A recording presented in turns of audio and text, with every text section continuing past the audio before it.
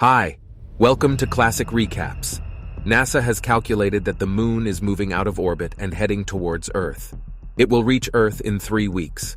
Due to the Earth's gravity, the Moon will be ripped apart and crash to the Earth's surface. Each piece is the size of a city. The end of mankind is near. Flashback to 10 years ago. At a satellite repair station, a group of astronauts led by Commander Jocinda Fowler are doing maintenance. Astronaut Brian Harper sees a strange swarm of nanotech creatures heading in their direction. The satellite is hit by the swarm.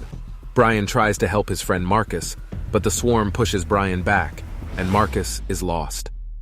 Brian gets to Joe's shuttle, and despite challenging circumstances, managed to fly back to Earth.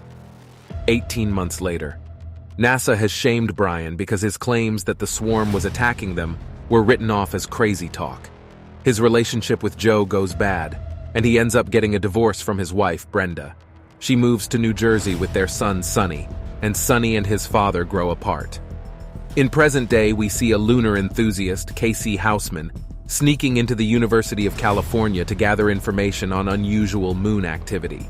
He goes to his regular job at a fast food restaurant, where he gets confirmation of strange readings coming from the moon's orbital trajectory. Casey later goes to visit his mother Elaine, who suffers from Alzheimer's. Joe still works at NASA, but is now divorced from her ex-husband, General Douglas. They share custody of their son Jimmy, and Joe also houses foreign exchange student Michelle, who takes care of Jimmy. At work, Joe is told of strange activity coming from the moon. Casey pretends to be Brian, as he was called to speak for a class field trip at a museum. When Brian actually shows up, Casey attempts to present his readings and information about the moon getting closer to Earth, but Brian dismisses him and has security take Casey out, but not before Casey throws his info at Brian to read. Brian now lives alone while Brenda has remarried Tom Lopez and has 2 daughters with him, Nikki and Lauren. Brenda calls Brian because Sonny is seen on the news being chased by the police. After he is arrested, Brian attempts to go to his bail hearing, but because of his interruptions and the lawyer saying money is no object, the judge postpones the hearing for a week, forcing Sonny to be in jail for that long. As Brian tries to bribe the judge into letting Sonny out, reports start to go out about the moon going out of orbit. Joe's colleagues estimate that they have less than 3 weeks before the moon starts to break apart and send city-sized pieces of debris hurtling across the globe. NASA organizes a shuttle launch with a crew of 3 astronauts to go up to the moon and investigate the occurrence. The astronauts encounter the swarm, and it surrounds the shuttle before breaking in and killing the astronauts, which is seen back at NASA. Panic around the planet begins to ensue, with looting and rioting going around. Soon, a tsunami hits California, wherein Brian has to help KC when he gets swept up by the water. After Joe observes the footage from the shuttle and finds a hole dug into a crater floor, she digs into the old NASA archives and finds helmet cam footage from Brian's suit during the first failed mission. She is found by a man named Holdenfield, who works in the archives and implies that there is something about the 1969 moon landing that NASA is covering up. Joe attempts to gather a crew for a second mission and is brought in to meet KC and Brian, the latter still being angry with her for throwing him under the bus after their last mission.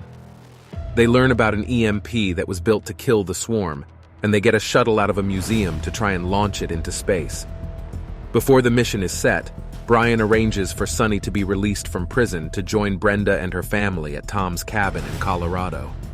He is joined by Michelle and Jimmy as they make the drive out there. As another disaster is imminent, Joe and Brian act quickly to set the mission into motion, with KC being invited to join since he knows about megastructures more than they do. They all board the shuttle, just as a gravitational abnormality causes a huge ocean wave to come toward the city. The crew launches just before the water can hit them. Sonny bonds with Michelle and Jimmy on the drive to Colorado, with Sonny speaking to Doug to assure him that Jimmy is safe. On their way, they are robbed by a trio of thieves, and they are forced to walk. Another gravitational shift causes people to be pulled up into the air, but Michelle holds on to Jimmy. They eventually make it to Tom's place, but not before a crazy lady with a gun fires at them, thinking they are intruders. In space, the trio makes it to the moon and finds the swarm surrounding it. They place the bomb where the swarm can grab it, but they notice that it stops short of touching the bomb. The swarm proceeds to attack their shuttle until they disable their electronics. The crew determines that the swarm is deliberately avoiding electronics. Joe believes that there are two separate entities on the moon, and one of them is trying to help them. The trio makes it onto the moon's base, where Brian is met by the moon's operating system, which takes the form of Sunny. The OS explains that the swarm is an artificial intelligence created by ancient humans. The swarm took on a mind of its own and killed its creators before forming a base on the moon, feeding off the energy of a white dwarf in the core. The moon shifted out of orbit because the internal structure has destabilized. The OS tells Brian that the AI can be defeated, but a human must stay behind to make it happen. Back on Earth, Sunny, Michelle, and Jimmy join Tom and his family as they must evacuate.